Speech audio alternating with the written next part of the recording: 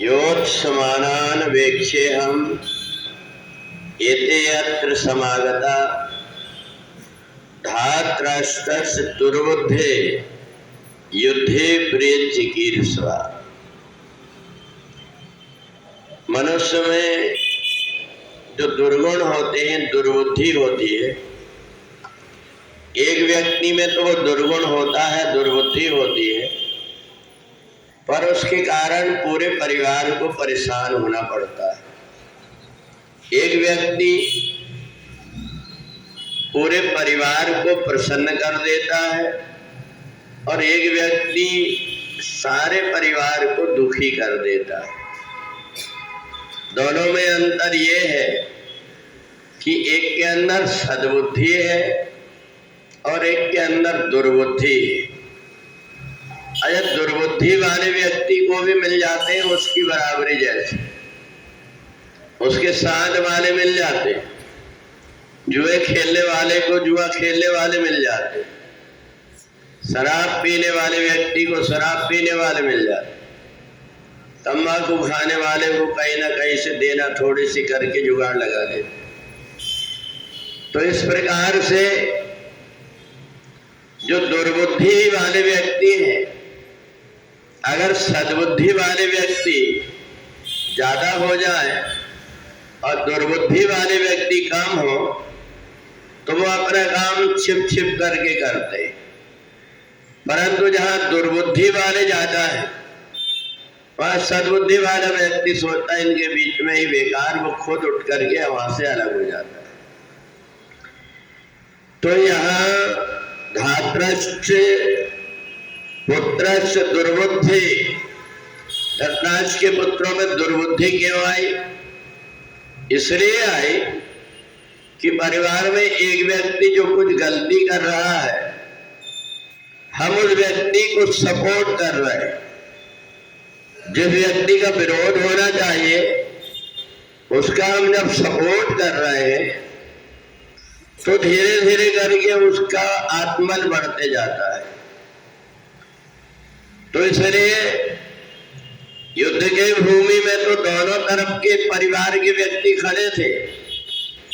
एक को लगा कि नहीं नहीं, ये सब मेरे ही वाले ही, इनका अहित नहीं होना चाहिए, इनको दुख नहीं होना चाहिए। और एक व्यक्ति ये सोच रहा है कि हम कैसे अहित करें इनका। तो इसलिए जीवन में योग तब से शुरू होता है जबकि हमें ये लगता है कि हम जो रास्ता चल रहे हैं रास्ता अच्छा नहीं है, हमें फिर अलग रास्ता बदल करके चलना चाहिए। तो वो व्यक्ति खोज करता है किससे जुड़ जाए। फिर उसको देख करके लगता है कि नहीं, संसार के व्यक्ति से जुड़ेंगे तो वो स्वार्थ के तक साथ रहेंगे, इसलिए अगर जुड़ना है तो परमात्मा से जुड़ जाओ। और वो व्यक्ति परमात्मा से जुड़ जाता है, इसको ही योग कहते हैं। अब ये जब योग से व्यक्ति परमात्मा से जुड़ जाता है तो योग को ही जोड़ना बोलते हैं। संसार से जुड़ गए तो संसारी हो गए, परमात्मा से जुड़ गए तो भक्त हो गए। हम जहां जिससे जुड़ जाते हैं उसी के अधीन की हमारे अंदर छाप लग जाती है। दुर्योधन के मन के अंदर दुर्बुद्धि है, वो दूसरों को धोखा देकर के अपना स्वार्थ सिद्ध करना चाहता है, दूसरों का भला नहीं देखना चाहता। कैसा नुकसान करें हम दूसरों को।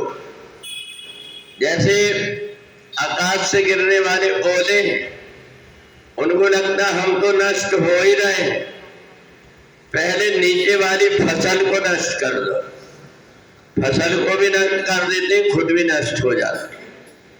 परंतु जो सज्जन व्यक्ति होता है वो सोचता है कि मेरे को थोड़ा बहुत कष्ट हो जाए, परंतु दूसरों को कष्ट नहीं होना चाहिए। तो अर्जुन को ये लगा, क्रोध में आकर के, आवेश में, मोह में आकर के कि हमारे साथ में ऐसा हुआ। अर्जुन के मन में आया कि अब मैं भी ऐसा करूंगा कि इनको मजा चखा दूं। पर फिर देख करके अपने वाले लोगों को दया आ गई।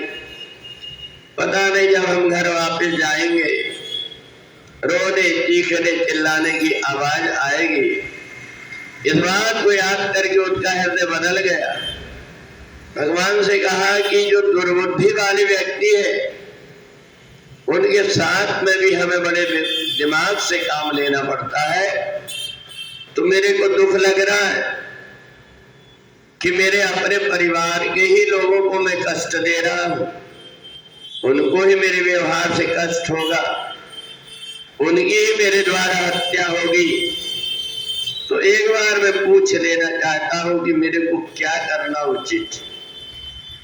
बस इतना मन के अंदर दुख आया कि मैं जो रास्ता चल रहा हूं अपने से बड़े लोगों से पूछ लूं कि ये रास्ता में चलूं या ना चलूं। तो ऐसा जिसके मन में आया उसका बुद्धि उसका मन सद रास्ता को सतमार्ग को खोजने की कोशिश करने लगता है। परंतु जो दुर्बुद्धि वाला व्यक्ति है वो बुरे मार्ग में चलता है, पर उसको कोई समझाता है तो भी वो सोचता है कि हमको सब पता है, इसलिए वो किसी की बात मानने को नहीं देखता। इसलिए जीवन में हमेशा दूसरों से सीखने की जो सोच लेता है कि हमें दूसरों से सीख करके चलेंगे तो हमारे जीवन में ठोकर नहीं लगेगी। बस दुर्योधन से हट करके अर्जुन ने यही किया और जैसे ही उसकी बुद्धि परमात्मा की तरफ लगी उसको सतमार्ग मिल गया। तो जीवन में पेट से व्यक्ति केवल प्रारब्ध के संस्कार से अच्छे गुणों को धारण करता है, पर यही संसार में आकर के दूसरों को देख करके सीखना पड़ता है। तो इसलिए अपनी बुद्धि को सीखने की जो बना लेता है, हर समय अपने से बड़ों से छोटों से कुछ न कुछ सीखने की जिसकी इच्छा होती है उसके जीवन में परमात्मा जुड़ जाते हैं, उसको सतमार्ग मिल जाता है, वो अपने जीवन को सार्थक कर लेता है। तो जीवन में प्रमाद क्रोध अज्ञान इससे हटा करके और परमात्मा की शरणागति ग्रहण करने वाले व्यक्ति को गीता जैसा ज्ञान प्राप्त हो जाता है, जिस गीता में पूरा जीवन का रहस्य छिपा हुआ है। उस गीता का ज्ञान अर्जुन को भगवान ने तब दिया कि न दान देने वाले को न यज्ञ करने वाले को, ये तो जो मामेकम शरणम ब्रज, जो मेरी शरण हो जाता है उसको ही सुनाया जाता है। कि जो पहले से अपने आप को ज्ञानी सोचता है, किसी की सलाह नहीं मानना चाहता, उसको सलाह देने से ज्ञान देने से अच्छा चुप रहना अच्छा है। वो जगह जगह जब ठोकर खाता है तब उसके मन में लगता है कि मैं रास्ता गलत पकड़ लिया हूं। फिर वो दूसरों को देखता है, इनके जीवन में और मेरे जीवन में क्या अंतर है, उसको अपनी गलती का अनुभव होता है।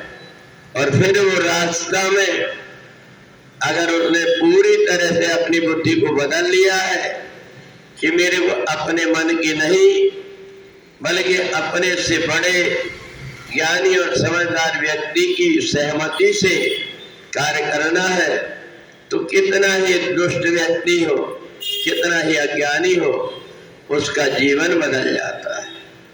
बोले वृंदावन बिहारी लाल की।